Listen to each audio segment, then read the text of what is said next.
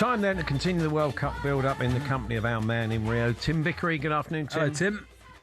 Good afternoon, gentlemen. Plenty for the selectors to think about out there.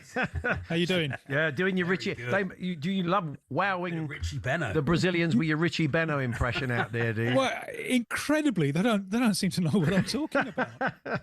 Let's start with a domestic matter. Well, kind of. Ederson, who was signing for Manchester United from Atalanta, he played a fair bit of football out in Brazil before he went to Europe. So, what kind of player are they getting, Tim?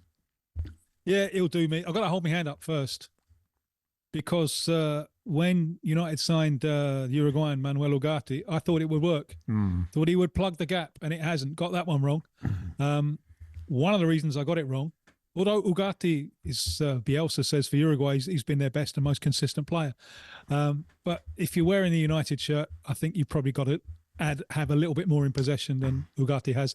Ederson has. He reminds me very much of Bruno Guimaraes. He's that kind of midfielder. He's well built, strong on the ball, can do a little bit of everything. Unlucky, I think, not to make the Brazil squad, and I think Brazil may end up regretting not taking him, or at least one or two extra midfielders. One thing that I really like about him, because I remember when I first saw him, he was playing for Cruzeiro. Now, that's a big team, and they just won everything in Brazil. They just won leagues and cups, but they'd overspent, and there was a financial calamity and off-the-field scandals, and they got relegated. And he was pitched into that situation. And you've seen that break careers of youngsters, being pitched in to a losing side, a big club under pressure. But he really stood out in a difficult cause. And I think that's important with United. And we're all old enough to remember some of the really good players who went there and weren't able to reproduce what they'd done at other clubs at United. It's a heavy shirt. And what I've seen, he's all right. He's not a world beater, perhaps, but I think he's a very, very useful midfielder, full of dynamism, strength, versatility, and I think there's a character there as well. So we've seen Brazil in action in a friendly with Panama. Tell us a bit more about that, Tim.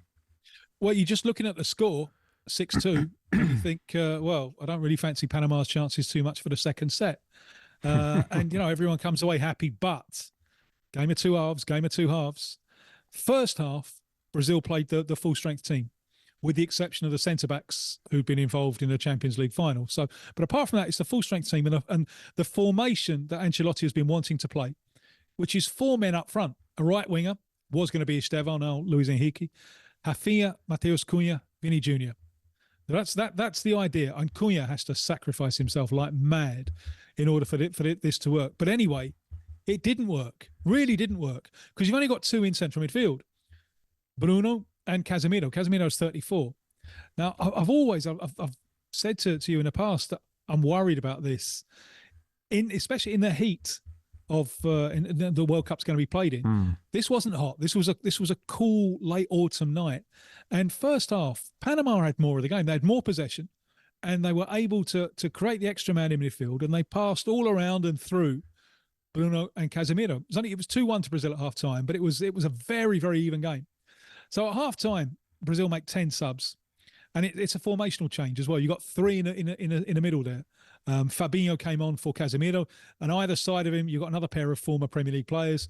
You got Lucas Paquetá one side and Danilo, now being called Danilo Santos, who was at Forest, on the other side, and it worked.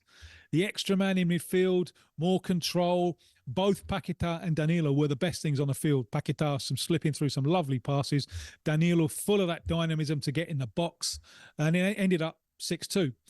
Now, Ancelotti came away from that game confessing, you know what, that's put some real doubts in my mind. Real doubts about the way that we're going to be playing in the World Cup. They got another warm-up game on Saturday against Egypt in the States, Cleveland, Ohio. This should be, summer heat. So this should be closer to the conditions of the World Cup. And I'm fascinated to see what the formation is going to be. And if Ancelotti is coming to the conclusion that he needs three in midfield, then surely the question that's got to be asked, why have you only picked five midfielders? Just very quickly follow up on our chats about Neymar and that injury. Last week we spoke, he'd picked up the injury. Yeah. We were uncertain whether Ancelotti would keep him. He has kept him. He's kept his number 10 shirt as well. Has that all kind of quietened down, or is still a lot of chat about it where you are, Tim? It's quietened down. And what I think Ancelotti is aiming for is business end of the tournament when... You remember USA 94. You were there for the final, weren't you, Paul? Yeah. And it's one of the most amazing things I've ever seen. Franco Baresi leading out Italy. He'd had a knee operation and he's got to play Romario. No way. He put Romario in his pocket. And I saw that the two coaches a few years ago talking about that situation. And they said, you know what, in the conditions that World Cup was played, Baresi got the best of Romario because it was better to be injured than to be tired after, a month of solid heat. And I reckon that, but Ancelotti, who was there as Italy's assistant coach, that's what he's thinking with Neymar. Come the end of the tournament, people are going to be tired. Neymar, all right, he might not be fully fit, but you slip him on and he will give us something at some point, because come the end of the tournament, it will be better to be injured than to be tired. And just very quickly, Tim, Bolivia, they take on Scotland at the weekend. What can the Tartan Army expect from them? Well, useful, and they only narrowly missed going to the World Cup, and they hadn't really expected to get that far because they're building a side for 2030. So they've been moving in the right direction. So their first game after failing to qualify for the World Cup, this is quite an important match for them. This is the road to 2030 for Bolivia that opens up now.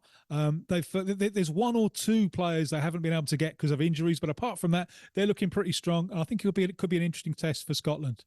Good stuff, Tim. We will catch up with you soon. Thanks for joining us. All the best. Thanks, Tim.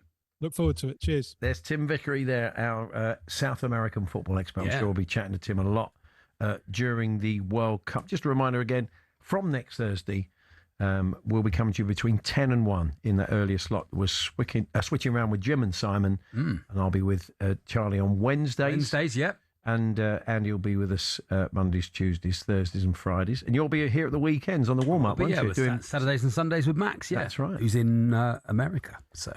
Indeed. We are parking the birthday spread. He's having a little break. He's going on holiday. Oh, it's not going to the World Cup. He's getting as far away from football as possible. Yeah, and the newspapers. Doesn't want to read the newspapers. Going to go Greenland. Oh, no, there's a league. There's a league everywhere, Paul. It follows you around. Up the B67. So this is the last one for a few weeks. So enjoy it while you can. Or if you can't stand it, this is good news for you.